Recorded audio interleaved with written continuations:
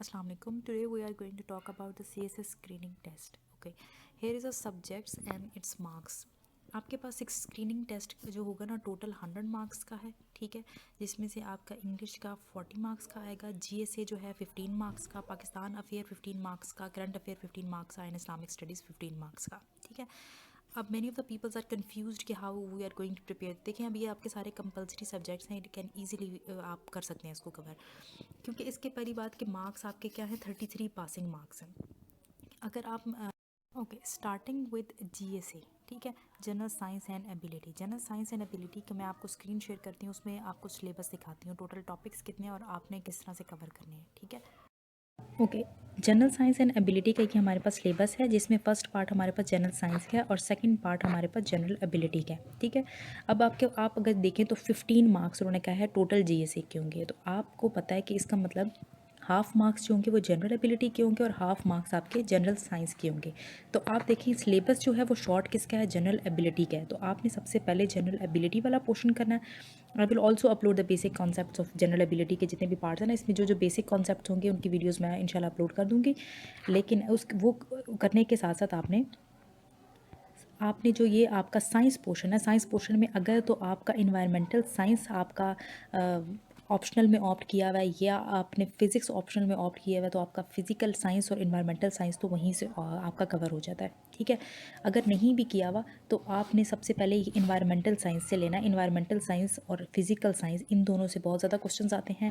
और थर्ड पे आप देख लें इसके आईटी के बेसिक कॉन्सेप्ट्स देख लें, और इनकी जो जो टर्म्स यहाँ लिखी हुई हैं ना, एटलीस्ट उनका आपको पता होना चाहिए और उनसे रिलेटेड क्या क्वेश्चंस आ सकते हैं मोस्टली, कि कब इन्वेंट हुई, क्या नाम था, को किसने इन्वेंट की, एडवांटेजेस क्या होते हैं, डिसएडवांटेजेस क्या होते हैं, क्या ये इस तरह से आईटी फैक्टर्स में यूज़ हो सकती है। इस टाइप के क्वेश्चन आपने सिनेरियो पूरा माइंड में रखना है और उस हिसाब से आपने इसकी तैयारी करनी है, ठीक है। ये था आपका जीएसए का पोर्शन। अब हम आते हैं पाकिस्तान अफेयर वाले टॉपिक पर। ओके, आइडियोलॉजी पाकिस्तान अफेयर में, आइडियोलॉजी ऑफ पाकिस्तान में आपके पास मल्टीपल रिफॉर्मर्स आ जाते हैं। थोड़ा सा लेंथी टॉपिक्स हैं, इनमें आपने जितने भी ये सारे नाम लिखे हुए हैं ना, इन सब की आपने बेसिक क्रक्स देख लेना कि नाम क्या है इनका, फुल नेम क्या है, किसी ने अगर बुक्स लिखी हैं तो वो कौन सी हैं, किसी ने अगर पोइम लिखी है तो वो क्या है। इस टाइप की आपने चीज़ें देख लेनी है इसमें से, ठीक है। और डेट देख लेनी है, कब कौन सी किसने स्पीच की थी, अगर उस स्पीच का इन्फ्लुएंस ज़्यादा है तो उस हिसाब से आप उसकी डेट्स वगैरह देख लेंगे। सेकंड पे आ जाता है land and people of Pakistan. ये बहुत इंपॉर्टेंट है, इसको नहीं छोड़ना। लैंड और पीपल ऑफ पाकिस्तान में आपका मोस्टली जोग्राफिकल पूछेंगे, आपके प्रोविंसेस का पूछ लेंगे, आपके डिस्ट्रिक्ट का पूछ लेंगे, नंबर ऑफ़ पीपल्स, मतलब आपका ना थोड़ी सी पाकिस्तान की जोग्राफ़ी के बारे में यहाँ से क्वेश्चंस आ सकते हैं। उसके बाद आपके पास जो ये SCO, ECO, सार्क, ये ऑर्गेनाइजेशंस हैं, दीज आर वेरी इंपॉर्टेंट, इनको नहीं छोड़ना आपने।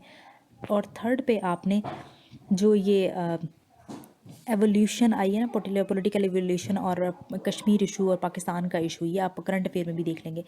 इनको आपने प्रॉपरली तरीके से करना है कि किस डेट पे कौन सी वॉर हुई थी, और उस वॉर के उस सपोज़ एक आप टाइम लाइन बना दें, सपोज़ 1947 से 70 तक आप देख लें कि उस दौर में कितनी जंग हुई थी और किन किन इश्यूज़ पर हुई थी, और क्या वो स्टिल वो इश्यूज़ अभी भी एग्जिस्ट कर रहे हैं, इस टाइप का आपने देख लेना है, ठीक है।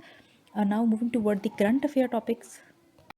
करंट अफेयर में देखें, आपके पास एक तो पाकिस्तान के डोमेस्टिक अफेयर्स आ जाएंगे, पॉलिटिकल, इकोनॉमिक, सोशल, वो आप अगर न्यूज़ देख रहे हैं या मैगज़ीन वगैरह न्यूज़पेपर पढ़ रहे हैं तो वो आपके यहीं से ऑलरेडी कवर हो जाएंगे। और जैसे मैंने आपको पाकिस्तान अफेयर में बताया था, आपने ऑर्गेनाइजेशंस नहीं छोड़नी, यहाँ पर भी आपने UN, SARC, ECO वो रिपीट हो रही हैं, OIC, WTO और CWO जो है वो न्यू है, ये आपने बिल्कुल नहीं छोड़नी यहाँ पर। और दूसरा आपने ग्लोबल इशूज़ में आपके पास ग्लोबलाइजेशन, अगर आपने अभी मैंने ऊपर आपको जैसे बताया था GSA के सिलेबस में, वहाँ पर अगर आपने इन्वायरमेंटल साइंस का पोर्शन अगर आप कर लें तो ग्लोबलाइजेशन आपका वहीं से कवर हो जाता है। कश्मीर इशू अगर आप पाकिस्तान अफेयर वाले टॉपिक में कर लेते हैं तो आपका वो भी यहाँ पर ही रिजॉल्व हो जाता है, ठीक है। मिडल ईस्ट क्राइसिस और फ़लस्तीन क्राइसिस अभी रिसेंटली ये चल रहे हैं, तो इससे रिलेटेड आपने रखना है। और साथ में कोविड का, CPEC का, OBOR का, ठीक है। ये चीज़ें आपकी मेन है, इनको लाजमी देखना है आपने, ठीक है। उसके बाद आते हैं हम same with Islamic studies syllabus. आपने इसका इंट्रोडक्शन ऑफ इस्लाम में दीन और रिलीजन का क्या डिफरेंस होता है, उससे रिलेटेड शायद कोई एग्जांपल आपसे पूछ सकते हैं, इस्लामिक बिलीव्स में क्या है।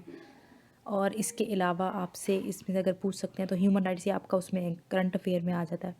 इस्लामिक सिविलाइजेशन का पूछ सकते हैं, इस्लाम एंड वर्ल्ड, ये भी आपका करंट अफेयर में कवर हो जाएगा। अगर आप मिडल ईस्ट ये सारे क्राइसिस वगैरह पढ़ते हैं ना, इस्लाम मुस्लिम स्टेट्स के रिलेशंस, तो वो आपके वहीं पर हो जाएंगे कवर। इसके अलावा आपका यहाँ पर जो लेटर्स हैं हज़रत उमर रज़ियल्लाहु अन्हु के एंड हज़रत अली रज़ियल्लाहु अन्हु की डिफरेंट अथॉरिटीज़ के, ये भी देखने हैं आपने इसमें, और इस्लामिक कोड ऑफ लाइफ भी आप देख लें इसमें।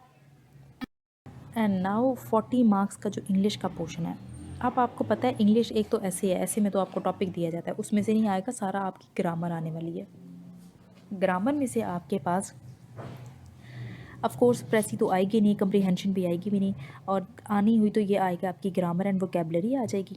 इसमें से आपकी सेंटेंस करेक्शन आ सकती है, आपके पेयर ऑफ वर्ड्स, आपके ईडियम्स, आपके सिनोनिम्स, आपके एंटोनिम्स। ठीक है, ये तो मस्ट है ना। मतलब जैसे हम अगर देखें वैसे पैटर्न का एफपीएससी के, तो वो 10 सिनोनिम्स दे देता है, 10 एंटोनिम्स दे देता है। इसी तरह अगर 10 उसने सेंटेंस करेक्शन दे दी और 10 उसने पेयर ऑफ वर्ड्स दे दिए, इस टाइप का कुछ, मतलब इस इन्हीं टॉपिक्स में से आपका आ सकता है इंग्लिश का। ओके, आपने सिलेबस देख लिया है कि आपने 1 महीना है आपके पास, अब उसके अकॉर्डिंग आपने इसको करना है। सिलेबस आपका ज़्यादा है, अगर आप पहले से कर रहे हैं तैयारी तो इट वुड बी ईजी कि आप अभी रिवाइज ही करना होगा आपको। तो आप देख लें, पाकिस्तान अफेयर, करंट अफेयर, ये तो आप साथ साथ ही रखें। इस्लामिक स्टडीज़ को पहले टाइम दे दें, जीएसए को दे दें, इंग्लिश को भी डेली आप साथ एंटोनिम्स, पेयर ऑफ वर्ड्स और ये डेली याद करने वाले होंगे जब तक आप टेस्ट की डेट नहीं आती। Thank you.